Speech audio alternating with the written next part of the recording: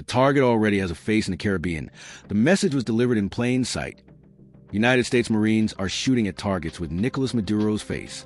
It's not a rumor nor a metaphor.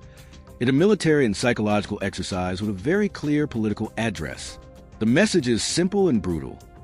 The Venezuelan dictator has become the official target of the planet's largest military force.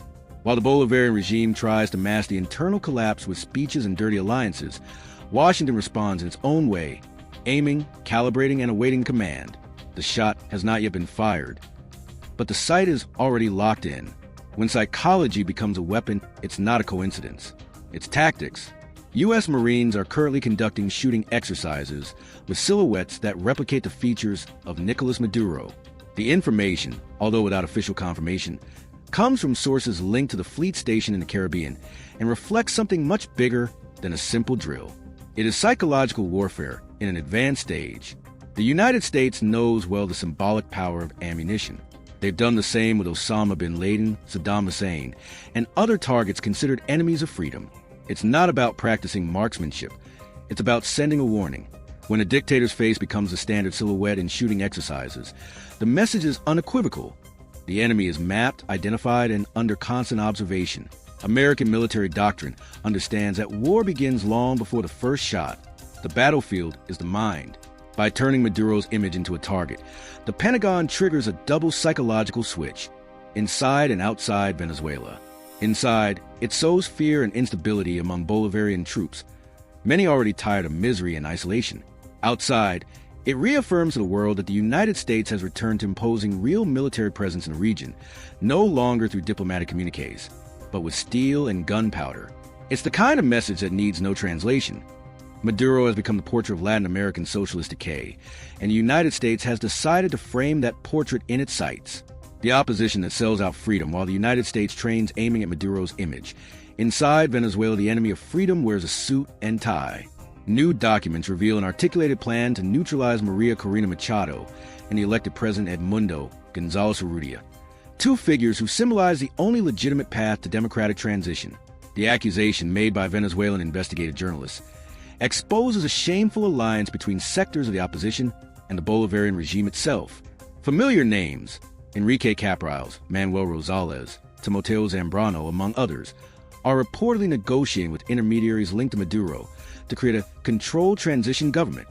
In other words, a political farce to keep the dictator protected and the rotten system standing. Those politicians, who once presented themselves as defenders of freedom, now conspire behind the scenes to save their own careers and bank accounts, trading the people's fate for personal benefits.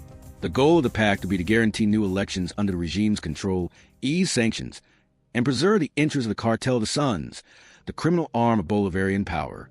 While María Corina is kept away from any negotiating table and González is erased from the public scene, the communist structure remains alive, sustained by false opposition figures who talk about democracy while kissing the tyrant's ring. Venezuela lives a silent war, not between left and right, but between cowards and the brave. And on this battlefield, whoever remains silent in the face of treason is an accomplice of the regime. The noose tightens while Maduro's regime collapses from within. The map of South America begins to change color. Countries once dominated by left-wing governments are beginning to shift the political axis, and this movement is no coincidence. It's a reaction.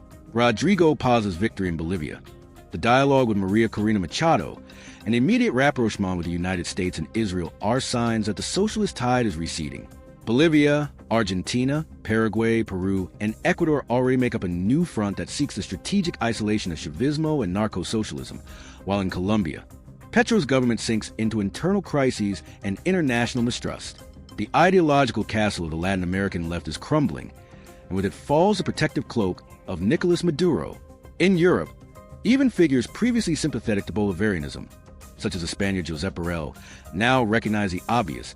Maduro is a bloody tyrant. Financial sanctions continue to strangle the regime, reaching even high-ranking relatives, like Daniela Cabello, whose business network was forced to shut its doors in Madrid and other countries. What was once impunity is now asphyxiation. With the Pentagon repositioning fleets in the Caribbean and 6 AC-130J Ghostriders ready for operation in Puerto Rico, the message is clear. Any attempt to flee or provoke will be met with full force.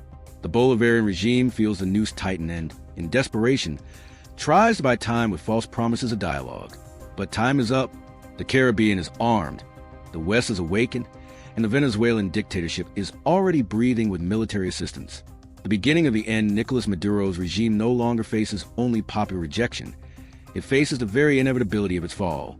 The American message was explicit. Maduro is a military, political, and moral target.